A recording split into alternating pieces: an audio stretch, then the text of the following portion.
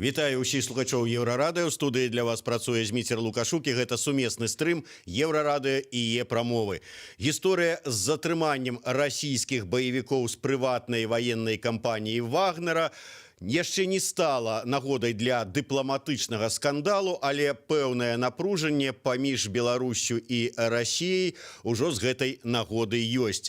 Ці зацікаўленыя ўлады Расіі ў дэстабілізацыі сітуацыі ў Беларусі падчас выбарчай кампаніі, і ўвогуле як это ўсё адаб'ецца на адносінах паміж нашымі краінамі, мы сёння і абмяркуем з маім госцем у студыі, а гэта дацэнт кафедры палітычнай тэорыі Маскоўскага дзяржаўнага інстытута міжнародных адносінаў, кандыдат палітычных навук Кірыл Коктыш. Добрый день, спадар Кирилл. Доброго дня. Спадар Кирилл, ну вось я ведаю, что зараз так атрымалася, что коронавирус и все гэтыя зачыненыя межы застали вас у Беларусі, і вось вы у Беларусі сядзіце там на лецішчы, глядзіце на бярозкі беларускія, открываете стужку навінаў і чытаеце пра затрыманне расійскіх баевікоў, якія прыехалі сюды дэстабілізаваць сітуацыю. Якія першыя ўражанні? Ну, першае ўражанне, што здесь нешта не тое. Гэта вельмі падобна на паліттэхналогію. Но калі гэтак хутка выдаюцца на гара нейкія рэзультаты, нейкія ўжо вынікі, то цяжка гэтаму даць веры. Тым больш, што гэта супярэчыць і афіцыйнай палітыкі Расіі, і дактрыны Расіі. Я дазволю себе напомнить, что в 2004 годзе в якости доктрины было записано в России, что Россия не вмешивается в выборчие процессы іншых дзяржаў, и домаўляецца только с теми, кто атрымаў давер уласнага народу, уласнага грамадства. И от гэтага принципу Россия не саступала ніколі. И гэтак было нават и до прыняцця гэтай доктрины. Это просто официально было обвешчана. Таму няма ніякіх прызнакаў, что Россия жадала бы неяк паўплываць на заход выбараў у Беларусі. Болей затое Расія мела да гэтага даволі добры контакт з дзейнічай уладай. Больш ці менш, але пытанні вырашаліся, да, гэта былі спрэчкі, да, гэта был цяжкі, не заўжды такі лёгкі дыялог, але з большага паразумення знаходзілася. І таму добра не шукаюць.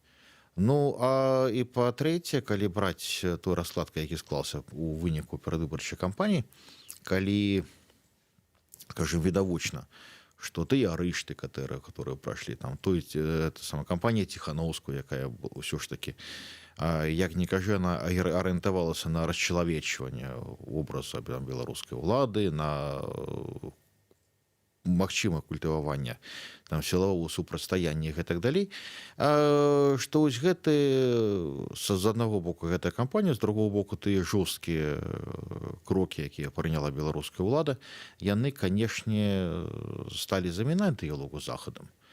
Бо той же захад, тая ж Европа, она все разумее, але ж не можа сысці паміж фармальных нейкіх крытэрыяў, бо калі ёсць палітычныя вязні, то гэта палітычныя вязні. І размова ідзе аб санкцыю.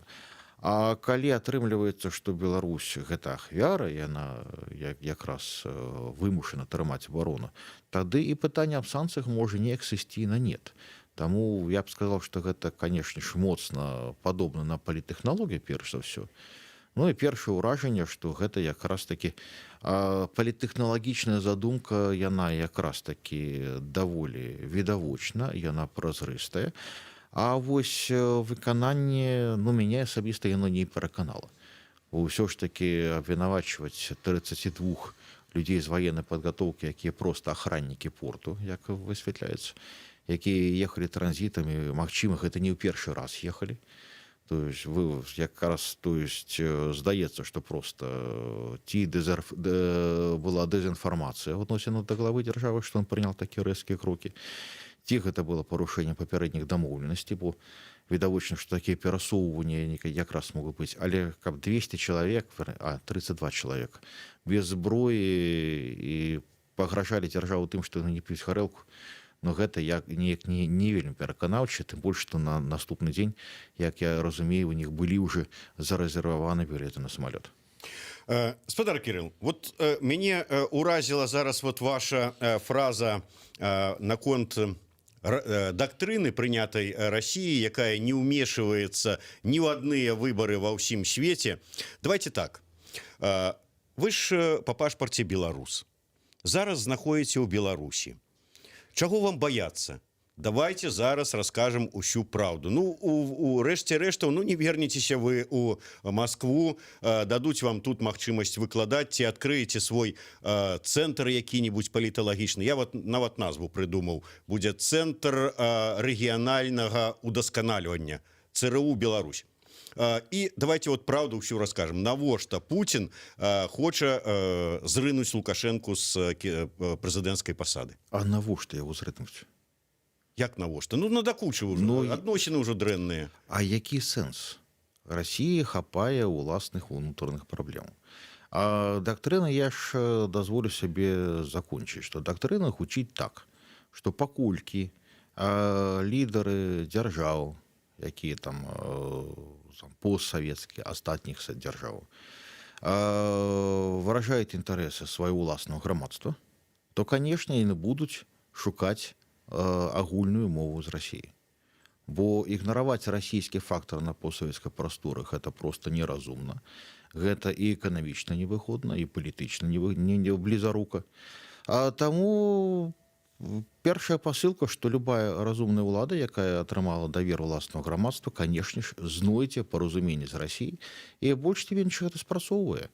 Так ці інакш ёсць нейкія стылістычныя асаблівасці, але яно ж працуе, і, скажем так, тое, што ідзе зараз геапалітычная бойка, геапалітычнае супрацьстаянне паміж Расіяй і Злучанымі Штатамі, но ўсё ж такі, давайте скажем так, што каляровая рэвалюцыя – гэта капірайт Злучаных Штатаў. Гэта яны робяць, яны ведаюць, як гэта рабіць, яны гэта рэалізавалі адзін раз, але вы не знойдзеце ні аднаго прыкладу нейкай каляровай рэвалюцыі з боку Расіі. Іх нет. Іх няма і ніколі не рабілася. Расійскія ўплывовыя, скажем, інструменты, яны крыху іншыя. І у рэшце рэшта Расія чыста па-славянскі, яна рэагуе, але не ініцыюе. І Расія была б апошняй краінай, якая была б зацікаўлена ў дэстабілізацыі становішча ў Беларусі.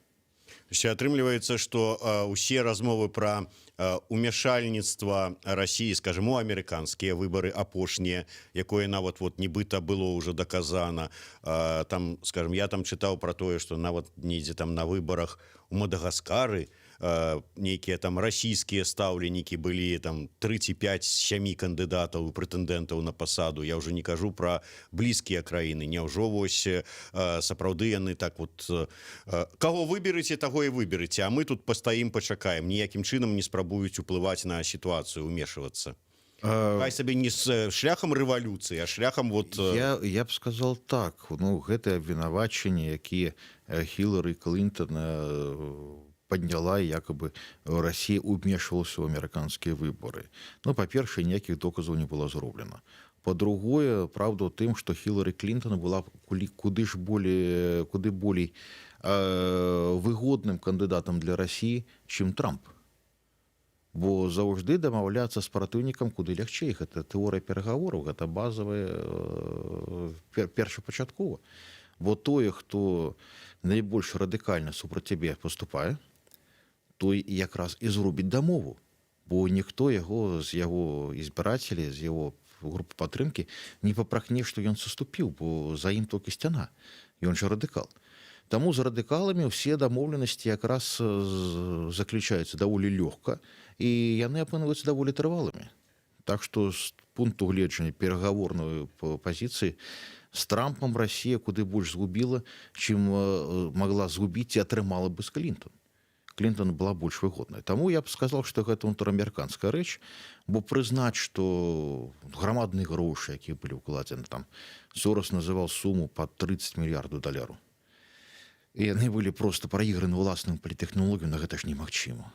Трэба, каб такія грошы спісаць, трэба сказаць, што быў нейкі магутны праціўнік, быў нейкі форс-мажор, які немагчыма было пераадолець. Ну і на ролю гэтага форс-мажору прызначылі Расію.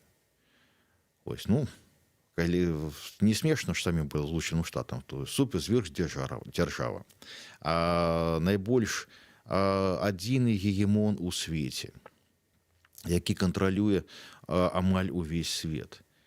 І нейкая краіна з эканомікай даволі слабой, ну, з моцным, канешне ж, ядерным щитом, але ядерны щит ніяк не ўплывае на прадвыбарчыя тэхналогіі.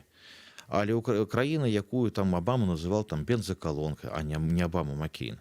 А Обама казал, что он порвал эту экономику клуч, и что гэтая краіна ўзяла і сфармавала і брала таго прэзідэнта у першай краіне свету, якія трэба, ну гэта ж смешна. Гэта прызнавацца, што самі нічога не ўмеем і просто няма другой нагоды атрымаць уласны непрафесіяналізм. Бо я б сказал, што гэта якраз такі закасненне элітаў, якія ўжо не ведаюць, як справіцца з гэтай рэчаіснасцю. І тое, што мы назіраем зараз у Злучаных Штатах, нават і сёння, паглядзіць на кандыдатаў, гэта ж геронтакратыя. Гэта тое, што заўжды крытыкавалася ў Савецкім Саюзе. Добра, спадар Кирилл, давайте з-за океана вернемся на наш рэгіён і калі ўсё ж таки верыць вам і сыходзіць з таго, што сапраўды гэтыя людзі просто так вот транзітам ехалі праз Беларусь па сваіх справах, прычым па дамоўленасці з пэўнымі там структурамі беларускімі з беларускага боку, і вось папалі пад раздачу дзеля такіх уласных унутрыбеларускіх паліттэхналогій, чаму няма рэзкай рэакцыі Москвы, чаму няма дыпламатычнага скандала? Я зараз вас попрошу нашага гукарэжысёра паставіць кароткае відэо. Вось гэтая заява посла России ў Беларусі Дмітрыя Мезенцева, гэта, як мне падаецца, самае рэзкае, што мы пачулі ад расійскага боку, ну, на афіцыйным узроўні, прынамсі. Калі ласка. Сложившаяся ситуация, трактовка несправедливая, тенденциозная, предельно критичная состоявшегося эпизода вредит двусторонним отношениям, ломает ту систему связей по десяткам направлений, которые мы дорожим, и, конечно, работает на руку недругам России и Беларуси. Адпаведна, адсюль два пытання ўзнікае. Першае, ўсё ж такі, чаму такая дастаткова млявая рэакцыя з боку Москвы, і другое, што чакаць у далейшым у нашых адносінах? Давайте спачатку пра млявую рэакцыю. А чаму яна млявая? Яна не млявая, яна даволі выразная. Пакуль ідзе размова, МІД патрабуе праяснення сітуацыі. Відавочна, МІД дае шанс захаваць твар. Бо калі мы уважліва праслухаем расійского амбасадара, то ён кажа о тым, што нейкія сілы зацікаўленыя у тым, каб адносіны Беларусі Расіі сапсавалася. А на гэтыя сілы яны могуць быць знойдзены ўнутры Беларусі. Хто гэта зрабіў? Гэта ж не асабіста прэзідэнт зрабіў.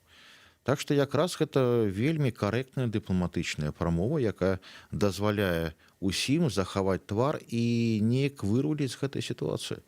Бо браць, скажем так, нейкая рэзкая рэакцыя, якая і сапраўды могла б тады некую пераканаць, а можа насамрэч Расія нешта задумывала адносінах Беларусі, а можа насамрэч там нейкія былі думкі, каб там неяк сапсаваць выбары рэжыму. Ну, гэта было б глупа, гэта абзначала іграць па тых нотах, які для цябе напісаны.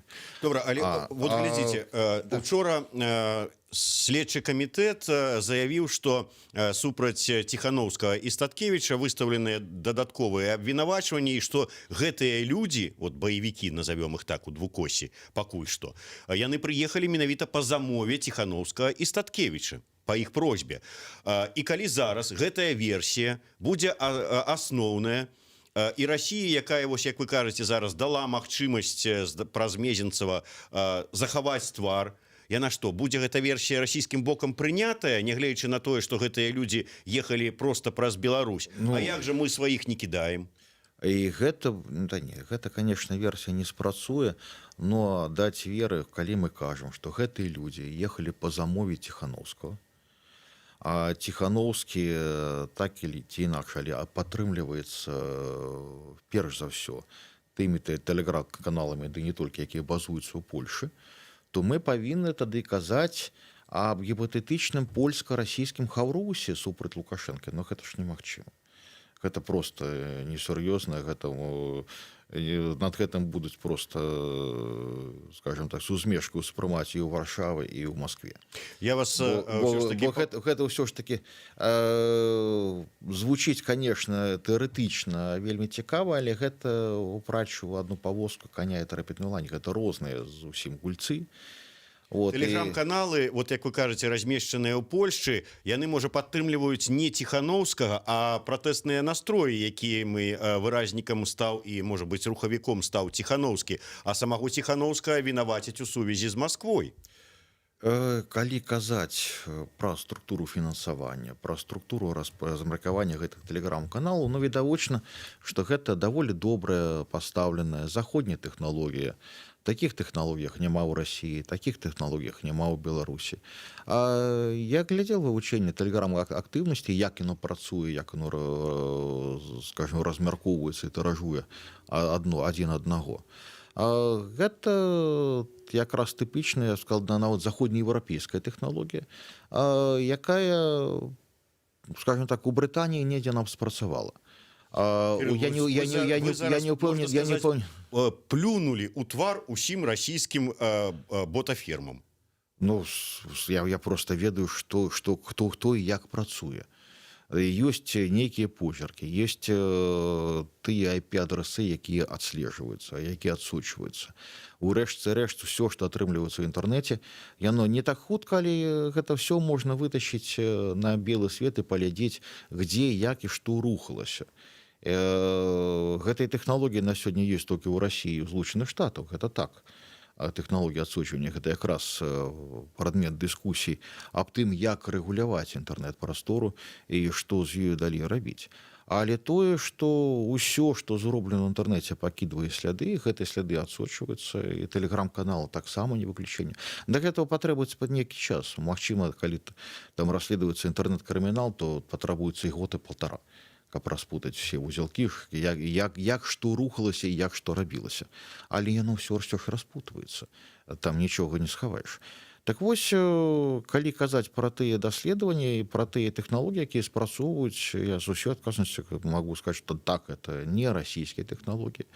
Гэта почерк зусім не той. Ён хутчэй был бы падобны на заходнееўрапейскі, нават не польскі, бо я все-таки не думаю, што ў Польшы такія тэхналогіі, такія спецыялісты ёсць. Магчыма, больш заходнееўрапейскі. Польша, можа, проста являецца нейкай, скажем, кропкай прыкладання гэтых рэсурсаў, гэтую сілу. Так вось тое, што кампанія Ціханаўскага падтрымлівалася менавіта ўсё ж такі з заходняга боку і падтрымлівалася даволі актыўна. І Ціханаўскі ведаў, што рабіць. Гэта так ці наш было ўзгоднена, но гэта все даволі лёгка адсочваецца. І яно ўжо відавочна, калі так уже рабіць беглае даследаванне. Ну а калі там ты же беларускія ўлады гэтым зацікаўляцца, разматаюць все до конца, яны без асобых праблем выйдуць і на замоўшчыкаў, і на тое, дзе рэсурсы былі, бо рэсурсы даволі значныя, і на тыя боты, якія работаюць на гэты тэлеграм-канал. Бо некалькі супольнасцей тэлеграм-каналаў, які працуюць на Беларусі, іх зараз каля там 200 уже, ну, конечно, даволі шмат еще і ботаў, якія куплены. І там ёсць умоўна там пра Тыхановскага, умоўна тое, што закупіў штаб Бабарыкі, а таксама ён не хавае, што ён покупае ботаў і тыражуе так ці інакш тыя кампанію. Так все гэта бачна. І хто на кого працуе, так вот расійскі сваіх. Так, а навошта кідаць? Калі няма ніякага прадмету преступлення, то за што можна асудзіць гэтых людзей? То есть хіба трэба прыняць закон, што піць гарэлку — гэта преступление? Не піць. Не піць, да. То есть гэта ж тут пытанне ўжо да беларускай улады, як пераканаўча выйсці з гэтага становішча. Бо, скажем так, відавочна, што аргументаў для захаду, для таго, каб выбары прызнаць, да і назіральнікаў не будзе, конечно, бракаваць. Гэта праблематычная сітуацыя. Але калі гэта праблема будуць распаўсюджвацца на расійскае прызнанне, ну гэта даволі цяжкае вырашэнне. Тым больш што ўсё ж таки не трэба забываць тыя шматлікія праграмы, той же Мезенцаў сказал пра дзесяткі накірункаў, якія ідуць, якія таксама ігнараваць ніяк нельга. Кирилл, я процитую словы кіраўніка Центра развіцця рэгіянальнай палітыкі Илья Грашченков. Я думаю, вы добра яго ведаеце.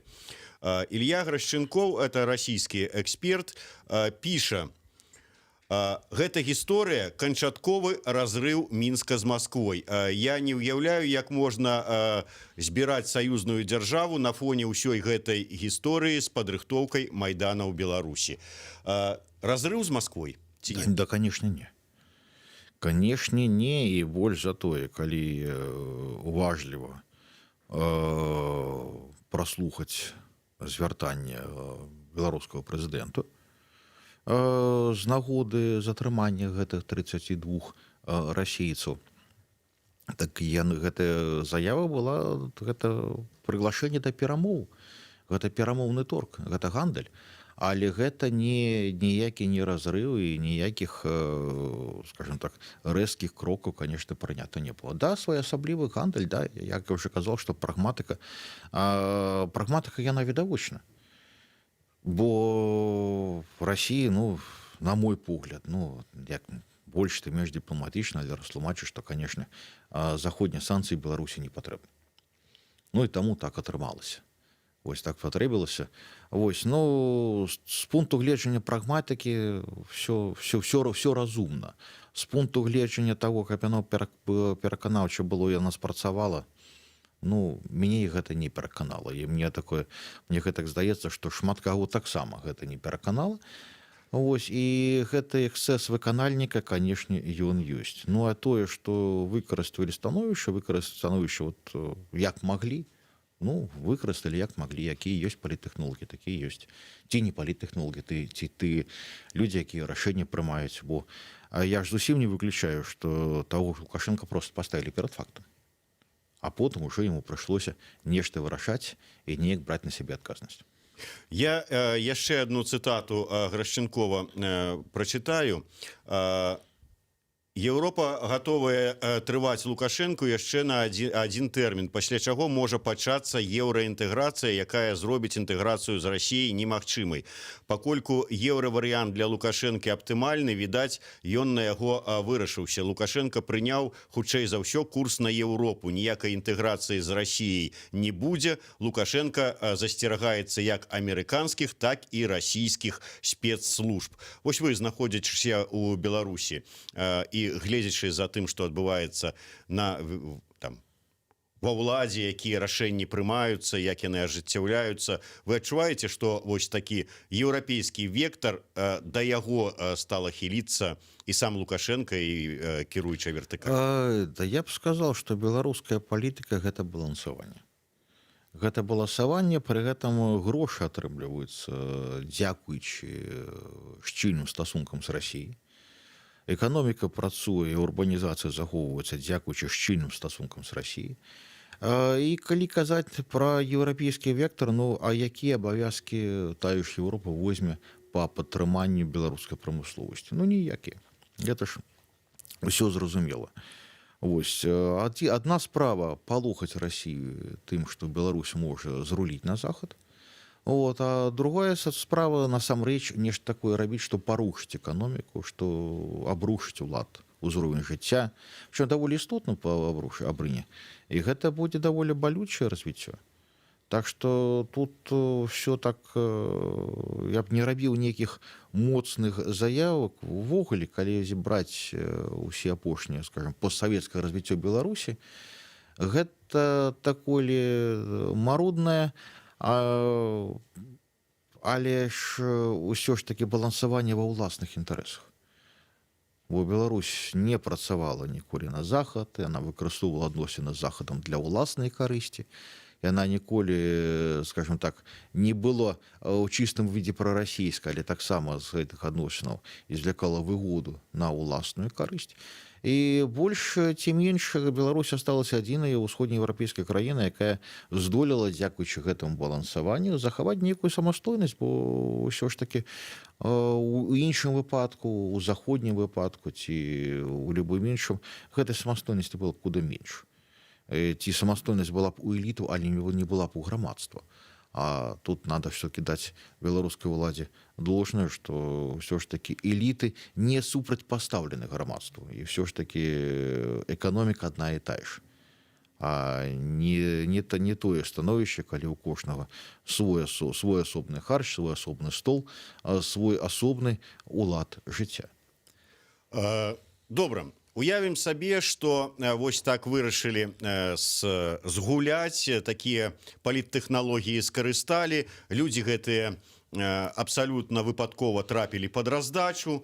Тым не менш, сярод гэтых людзей 14, здаецца, чалавек, якія ўнесеныя ў базу міратворца, якія ваявалі на Донбасе на баку так званых ДНР, ЛДНР, і якіх Украіна ці яшчэ там афіцыйна не запатрабавала выдаць, ну, не запатрабавала, там папрасіла выдаць ім ці хутка плануе гэта зрабіць. І вось зараз ізноўку мы трапілі, улады Беларусі трапляюць такую дылему. Вот вырашылі згуляць такую паліттэхналагічную гульню, а зараз што рабіць з Украінай? А чаму дылему? Калі уважліва сачыць актыўнасць таго ж сайта міратворца, то відавочна, што гэтыя людзі былі ўнесены ў базу даных праз 1 гадзіну ці за 1 гадзіну да арышта. То есть відавочна, што гэта была нейкая сумесная камунікацыя, і ўрэшце рэшт той ж міратворац раней за іншых атрымаў інфармацыю аб тым, каго затрымалі і як магчыма выкарыстаць все гэта ў гандлі з Расіяй. Але ж і тое і іншае, гэта гандаль, украінскі гандаль з Расіяй, беларускі гандаль з Расіяй, але трэба разумець, гэта гандаль, але не сур'ёзныя палітычныя, геапалітычныя вырашэнні. Увогуле, у ўсходнееўрапейскай краіне звычайна ў сённяшні перыяд, калі там глобальная эканоміка будзе перафармавацца, калі ў Злучаных Штатаў ВВП упал на рэкордныя 32%, гэта значыць, што будзе новае супрацьстаянне паміж глобальнымі цэнтрамі, перш за ўсё паміж Пекінам і Вашынгтонам, але там і Дэлі на падыходзе, Расія, канешне, нікуды не дзенецца. Так вось, калі будзе вот такая бітва титанаў, так для ўсходнееўрапейскіх краін самае зразумелае і самае выгоднае гэта маневраваць, бо зараз згодна весавой катэгорыі браць на сябе некую адказнасць на сур'ёзнае геапалітычнае рашэнне можна, але ж нічога не атрымаецца. Трэба даваць сабе, трэба разумець, як пабудавана вялікая геапалітыка, як пабудаваны вялікі свет, і якія працэсы зараз ідуць на надворку. Бо нават пры раскладзе, калі еўразвяз ніяк не здолее сцвярдзіць сваю суб'ектнасць і пакуль збольшага з'яўляецца аб'ектам барацьбы там паміж Вашынгтонам і паміж Пекінам, ну, еўразвяз са сваёй еўрапейскай гісторыяй, са шматвекавым досведам глобальнага кіравання. І калі нават еўразвязу зараз бракуе выкарыстаць свой досвед, вялікаму еўразвязу, ну, таксама разумна для ўсходнееўрапейскіх краінаў зараз ўсё ж такі выкарыстоўваць тыя рэчы, але нічога насамрэч не мяняць, гандлявацца. Гандаль гэта таксама ёсць палітычныя стратэгіі, даволі ўстойлівая, часам яна можа спрацоўваць і нават няблага спрацоўваць. Але ж не варта казаць пра нейкія громкія словы, бо гэта з іншага спектаклю, гэта немножко іншы жанр. Спадар Кірым, тым не менш, добра, уявім сабе, што гэта звычайная гульня паліттэхналогіі, якую вырашылі выкарыстаць з ведама кандыдатаў прэзідэнта Лукашэнкі, без ведама яго. Былі тут гэтыя людзі транзітам. Тым не менш, калі высвятляецца, што ехалі транзітам, Ехалі людзі, якія там унесеныя ў базу, міратворцы, якія там Ну, якія воевалі былі ўнесены пасля затрымання. Да, якія маюць дачыненне там да Вагнера, там ці не да Вагнера, але вайсковыя людзі, які атрымліваецца імідж і як мы выставілі сябе перад міжнароднай супольнасцю. І так шмат хто кажа про тое, што у нас тут як прахадны двор для расійскіх спецслужб Беларусь, якія могуць прыехаць, грыба выкрасці украінца і вывезці ў Расію, а тут яшчэ і летні хаб, як Беларусь выкарыстоўваецца для транзіту таких вот людзей з такой вот Ну, гэта бэкграундам нейкія трэція краіны. Ну, гэта залежыць ад піару. Гэта залежыць ад піару, як гэта рабіць. Бо ўсё ж такі лёс вось такого хабу, дзе могуць сустрэцца розныя, скажем так, розныя палітыкі, розныя прадстаўнікі розных плыняў, розных краінаў. І неяк выкарыстаць, зрабіць нейкія, там, скажем, сустрэчы, кансультацыі нефармальныя. Гэта ж зайздросны лёс, за які даволі доўга змагалася Латвія, але потым ей забаронілі. Гэта той лёс, які зараз к вялікай уласнай карысці рэалізуе Аўстрыя. Ўсё ж такі, ну, Аўстрыі, вы там знойдзеце ўсё, што заўгодна. І гэта ж невялікі секрэт. А ўсе гэта выкарыстоўваюць на ўласную карысць, бо калі, скажем так, дасягнуць рэпутацыі такога хабу, то гэта, канешне ж, гэта нават дазволіла бы рабіць нейкую, скажем так, рабіць эканамічную стратэгію развіцця. Але тут трэба ўжо паглядзець, як, скажем, тая ж Аўстрыя ажыццяўляе свой менеджмент, бо ўсё ж такі піар там зусім іншы. Вот, яна ведае, як з гэтага зрабіць даволі добрыя грошы. І зусім іншая рэпутацыя, калі хаб існуе, але калі хаб то працуе, то не працуе, то гэта, я б сказаў, што не на яго карысць. Добра, спадар Кірыл, на жаль, трэба завяршаць праграму, таму на заканчэнне ўсё ж такі сітуацыя выглядае так, што, ну, калі гэта ўжо такім стасунках паміж кіраўнікамі дзяржаў разглядаць, некаторыя эксперты пішуць, што ў прынцыпе гэта была такая, ну, аплявуха, я не ведаю, Пуціну, таму што вот так вот скарысталі расіяны ці гэтак далей. Кажуць, што Пуцін вельмі помстлівы чалавек. Так ці будзе... Асабліста я з ім не абшчаўся, не ведаю. Тым не менш, з пункту гледжання такіх міжнародных, міждзяржаўных, міжасабістых адносінах, як вы лічыце, ці будзе нейкая помста Масквы ось за ўсю гэтую сітуацыю ў Мінску? Ну, помста гэта не палітычнае пачуццё. Палітычна Расія, канешне, усе рахункі мае пры сабе. Мне здаецца, што да заканчэння прадвыбарчага сезону, каб не паўплываць, даруй Божа, каб не паўплываць на заход выбару, Расія нічога, ўсё будзе падтрымліваць пры сабе. А потым, канешне, гэта стане прадметам двухсторонніх перамоў, дзе, канешне, трэба будзе альбо даць жалезабетонныя доказы сваёй уласнай пазіцыі, і гэта ўжо другое пытанне, па якім там Мінск будзе вымушаны даваць такія жалезабетонныя доказы. Альбо, калі гэтых доказаў не будзе, то ў чым саступаць. Бо гандаль, ён жа з двух бакоў гандаль. Ён не толькі з боку Мінску гандаль, але ён і з боку Масквы гандаль, з боку Вашынгтона гандаль.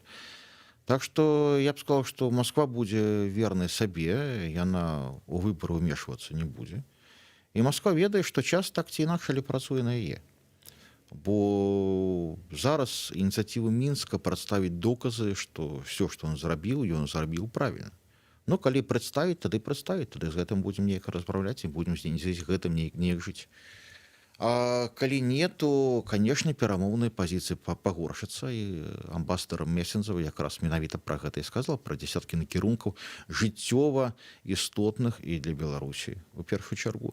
Ну і, канешне ж, немалаважных і для Расіі.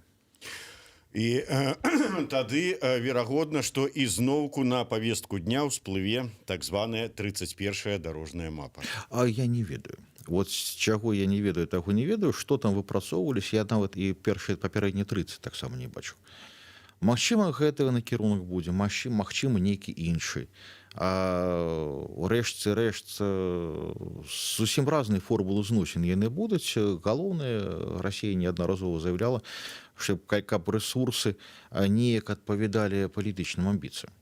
Бо калі палітычныя амбіцыі на ўласную, скажем так, нейкі хаўрус, на нейкае стратэгічнае партнерства, то гэта адзін рэсурсны ўровень.